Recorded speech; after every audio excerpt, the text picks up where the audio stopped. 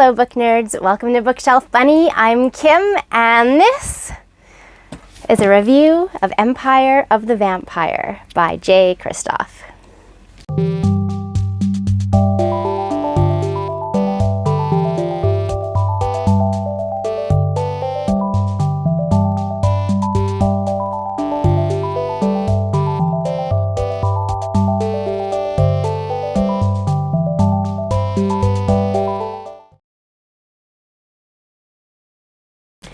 Hey guys, so first of all, I'm sorry there was no video at all this last week. Unfortunately, on Sunday, I both was sick, and also my rabbit, Jack, her health started declining pretty rapidly. So luckily I was homesick to be with her, but she did pass away sadly on Tuesday last week. So it's been kind of a rough week. I'm still recovering. I have a mask here because I've been wearing it in my house to minimize illness from my husband and my dad who lives upstairs. I'm still sick.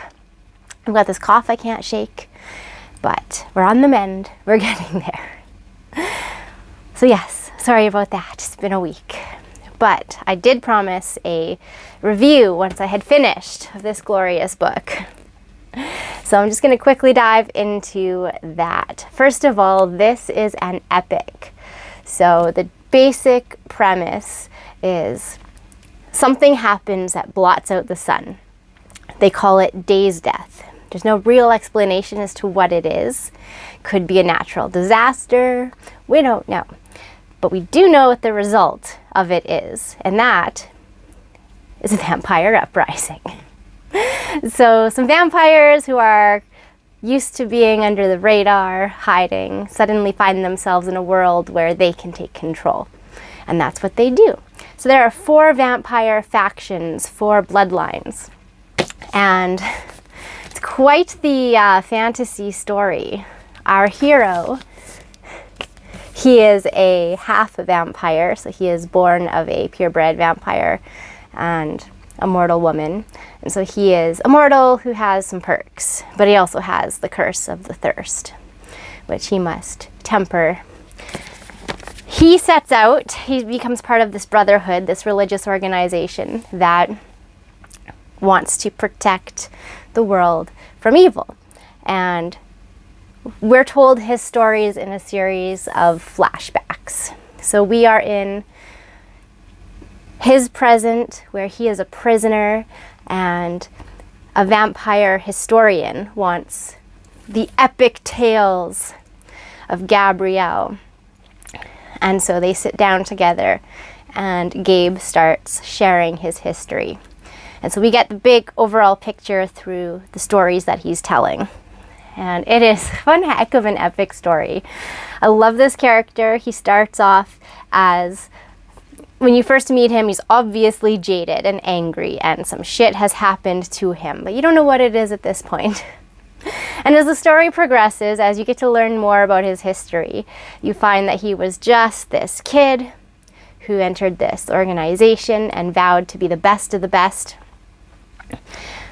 And all of the things that happened to him while he's striving to reach this goal. And of course, life goes to shit for him, and he becomes very jaded gradually as he tells his story.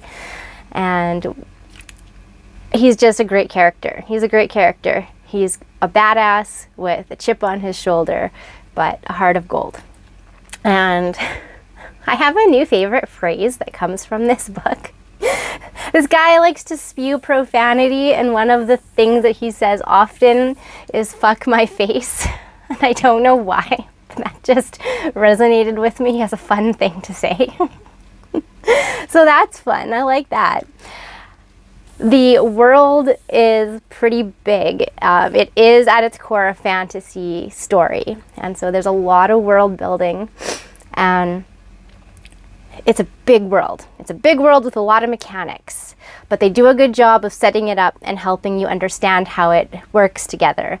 So if you are intimidated by fantasy stories with epic world building, fear not. It's really well done in this book.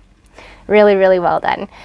There is a faith element because he's part of a religious order, and his character is so deep. So he's not only got a hero complex, a failed hero complex, he also has a epic battle of faith going on where he is losing hope and he's struggling to find meaning in his world. Great, amazing. The vampire mechanics are great. Each bloodline has a specific set of special abilities. And they also have a subclass of vampires that they call the wretched. And these are people who did not inherit the traits of the bloodline that turned them. And so they're basically zombies. They're monsters. They're driven by their thirst, but they can be controlled by members of the bloodline. So they're like foot soldiers, also cannon fodder. Fantastic book. I highly recommend reading it. I give this one a 5 out of 5. And if you get the hard copy, be prepared for some gorgeous, gorgeous illustrations throughout. The artwork in this book is amazing. It's just really well done. I'm a big fan. The sequel has come out. It was out on the 12th of March. Some more artwork. It's so good. So I will be picking that up. I will probably do the ebook and read that as well soon. So good. So good. Can't wait for more. Right, so that's really all I've got for you book nerds. I will leave you with this. Has anybody read this book? If so, I would love to hear your thoughts. Has anyone already started the sequel? I'd also like to know that. All right, that's all I got for you. As always, happy reading.